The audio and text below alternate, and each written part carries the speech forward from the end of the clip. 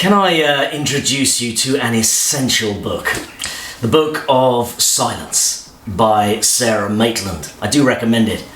In one chapter, Sarah Maitland speaks from a pilgrimage in the vast Sinai desert of Egypt, an arid landscape venerated within the Abrahamic religions because of the stories of God's dealings with humankind there in ancient times.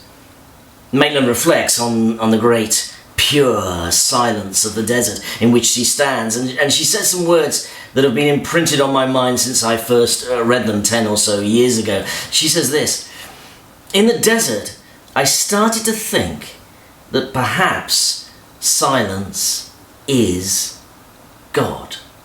Perhaps God is silence." What did she mean? And is she onto something?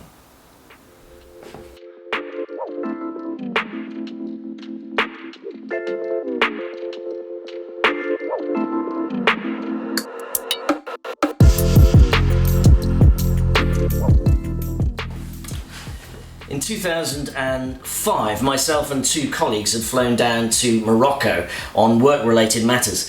And when we'd finished, we decided to go out into the Sahara Desert on a guided camel trek and spend the night there. Unfortunately, for my colleagues, we were camped out within walking distance of a desert music festival, and that night a drumming rhythm started to circulate around the varied percussionists present at the festival. At around 10 p.m. it started. And well, it didn't stop. The rhythm seemingly passed from drummers to drummers to drummers to drummers, like an endless rhythmical relay. My colleagues were slowly going mad, but if you know me, you know I have a degree in classical percussion, so I thought I died and had gone to heaven. Anyway, they did eventually stop in time for the hallowed moment that we were all waiting for, the sunrise over the desert. We all went up over the nearby sand dune in the early morning light, and we faced east. But something was wrong. There was a misty-like cloud cover and a slight drizzle falling out of the skies. On the very night that we had flown halfway around the world and had trekked out through the harsh arid landscape to see the sun rise over the desert, it was cloudy and drizzly. You could feel the disappointment in the air.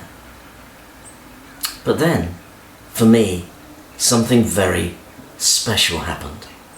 I closed my eyes. There was no sunrise, but there was silence.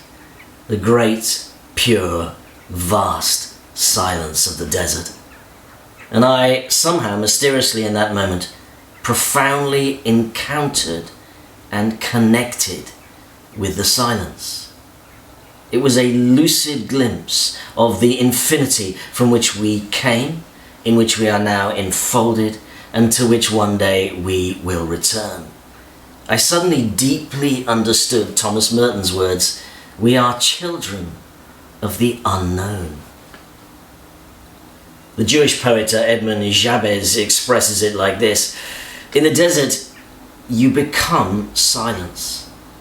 It is very hard in the desert. You must become more silent than the silence around you. And then something extraordinary happens. You hear the silence speak."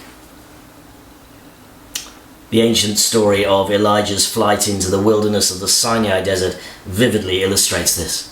In fear of his life, he stands on Mount Horeb, and the scripture tells us what happens next. Now, there was a great wind, so strong that it was splitting mountains and breaking rocks in pieces. But the Lord was not in the wind. And after the wind, an earthquake. But the Lord was not in the earthquake. And after the earthquake, a fire. But the Lord was not in the fire. And after the fire, a sound of sheer silence. Then there came a voice to him that said, "What are you doing here, Elijah?" And the sound of sheer silence is the voice of God.